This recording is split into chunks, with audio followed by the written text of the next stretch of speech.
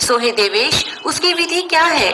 तब श्री भगवान कहने लगे कि आलस्य को छोड़कर मनुष्य रात्रि के अंत में उठकर विधि पूर्वक आचमनादि करके गुरु को नमस्कार कर मेरा स्मरण करे, पवित्र होकर मौन धारण कर भक्ति से मेरे सहस्त्र नाम का कीर्तन करे, गांव के बाहर जाकर यथाविधि मल और मूत्र का त्याग करे, मृत्तिका आदि से शुद्ध होकर दंत धावन पूर्वक स्नान करके तुलसी के जड़ की मिट्टी को तुलसी पत्र सहित मूल मंत्र अथवा गायत्री मंत्र से अभिमंत्रित करके उस मृत्तिका को शरीर में लगाकर स्नान करे और जल के अंदर नाक को दबा ऋक्मर्शन मंत्र को पढ़े। स्नान के लिए तालाब, कुआं या बावड़ी आदि का जल श्रेष्ठ माना गया है। भगवान का अष्टाक्षर मंत्र ओम नमो नारायणा ही मूल मंत्र है। उसी मूल मंत्र से मृत्तिका को अभिमंत्रित करें और फिर पवित्र होकर हाथ में कुशा ले आचमन कर अपने हाथ से 4 हाथ की चारों तरफ स्नान जल में चौकोर कल्पना बनाएं और इन मंत्रों से गंगा जी का आह्वान करें कि हे गंगे, तुम विष्णु के चरणों से उत्पन्न हुई हो, इसीलिए विष्णु रूप ही हो, अतः तुम मेरी रक्षा करो। जन्म से मरण पर्यंत तुमको नमस्कार है। वायु ने जो 3.5 कोटि तीर्थ कहे हैं, जो स्वर्ग, पृथ्वी तथा अंतरिक्ष में है, वह सब तुम्हारे जल में वास करते हैं। तुम्हारा नंदिनी और देवताओं के यहाँ नलिनी नाम भी है। दक्ष पुत्री विहगा यानी आकाश गंगा, विश्ववगा यानी संसार गामिनी, ये नाम योगी लोग कहते हैं। हे जानवी, शांता शांति प्रदायनी यानी शांति देने वाली हो। इस तरह से स्नान के समय सदा पढ़ना चाहिए। इससे त्रिपथ गामिनी गंगा सदैव उस स्थान में वास करती है। हाथ जोड़कर ऐसा आप 7 बार करें। उसके बाद सिर में अंजलि लगाकर फिर 3, 4, 5 अथवा 7 बार स्नान करें और इस मंत्र से मिट्टी को अभिमंत्रित करके शरीर में लगाएं। मृत्तिका का मंत्र है, हे मृत्तिके, तुम पर घोड़े चलते हैं, रथ चलते हैं, तुम भगवान विष्णु के चरणों से नापी गई हो, तुम रत्नों को धारण करने वाली हो, अतः मैंने जो पाप किए हैं उनका नाश करो।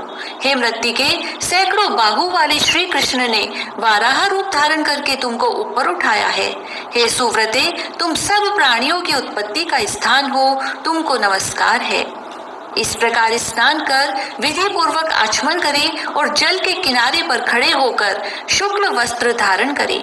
आचमन कर देवता, ऋषि और पितरों का तर्पण करके दूसरी धोती को धारण करके तर्पण की धोती को निचोड़े तथा शुद्ध मृत्तिका को लेकर अभिमंत्रित करके आलस्य को त्याग कर वैष्णव लोग ललाट में उर्ध्व पुंड तिलक लगावे। ब्राह्मण 12 पुंड का तिलक लगाएं, क्षत्रिय 4 पुंड का, वैश्य 2 पुंड, स्त्री तथा शूद्रों को 1-1 पुंड धारण करना चाहिए। ब्राह्मण को मस्तक, उदर, वक्ष स्थल, कंठ, दोनों कांख, दोनों भुजा, दोनों कान और पीठ त्रिक यानी रीढ़ में 12 पुंड लगाने चाहिए। क्षत्रिय को ललाट, हृदय और दोनों भुजाओं में धारण करना चाहिए। वैश्य को ललाट अथवा हृदय में तथा स्त्री और शूद्रों को केवल ललाट में ही धारण करना चाहिए तथा ललाट में केशव का, उदर में नारायण का ध्यान करें। ब्राह्मण वक्ष स्थल में माधव का, कंठ में गोविंद का तथा ललाट में केशव और उदर में नारायण का ध्यान करें। ब्राह्मण वक्ष स्थल में माधव का, कंठ में गोविंद का, दक्षिण कांख में विष्णु का, बाहु में मधुसूदन का, कानों के मूल में त्रिविक्रम का, वाम पार्श्व में वामन का, वाम बाहु में श्रीधर का, कान में ऋषिकेश का, पीठ में पद्म नाभ का, त्रिक यानी रीढ़ में दामोदर का न्यास करे और हाथ धोकर तिलक जल को भगवान वासुदेव का ध्यान कर सिर पर धारण करे। क्षत्रिय ललाट में केशव का, हृदय में माधव का, दोनों भुजाओं में मधुसूदन का स्मरण करे। और अब वैश्य का कृत्य सुनिए। ललाट में केशव का, हृदय में माधव का ध्यान करे। स्त्री और शूद्र ललाट में केशव। भगवान कहते हैं कि हे ब्रह्मा, इस प्रकार मेरी प्रसन्नता के लिए पुंडों को धारण करें। श्याम वर्ण का तिलक शांति देने वाला है, रक्त वर्ण का तिलक वैश्य को करने वाला है, पीत वर्ण का तिलक लक्ष्मी को देने वाला है और श्वेत वर्ण का मोक्ष देने वाला है।